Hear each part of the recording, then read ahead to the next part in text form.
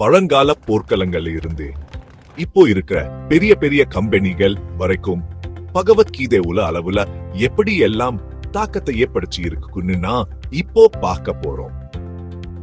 2000 வருஷங்களுக்கு முன்னாடி எழுதப்பட்ட பகவத்கீதை குருஷேத்திர் போர்ல இளவரசன் அர்ஜுனனுக்கும் கிருஷ்ண பரமாத்மாவுக்கும் இடையில நடந்த ஒரு புனிதமான உரையாடல்.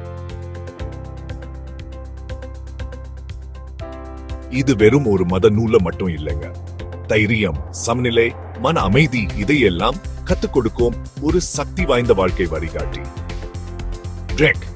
பல நூற்றாண்டுகளா இதோட போதனைகள் மகாத்மா காந்தி மாதிரி தலைவர்கள்ல இருந்து உலகெங்கிலும் உள்ள சிந்தனையாளர்கள் வரைக்கும் பல லட்சக்கணக்கான பேரை ஊக்கப்படுத்தி இருக்கு. இன்னைக்கு கீதை எட்டிக்கும் அதிகமான மொழிகள்ல மொழிபெயர்க்கப்பட்டு பல்கலைக்கழகங்கள், யோகா மையங்கள், வீடுகள்னு எல்லா இடங்களையும் பேசப்படுது. கடமை, மன உறுதி, தன்னை உணர்றது பத்தினா அதோட காலத்தை அழியாத பாருங்க இன்னக்கும் பொருத்தமா இருக்கு.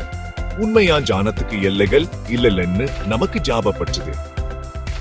அதனா அடுத்த முறை நீங்க பகவத் கீதையை பத்தி கேட்கும் போது இது வெறும் வரலாறு மட்டும் இல்ல, இது உலகம் முழுமைக்கும் ஒரு வாழும் வழிகாட்டுங்கிறதை ஞாபகம் வச்சுக்கோங்க.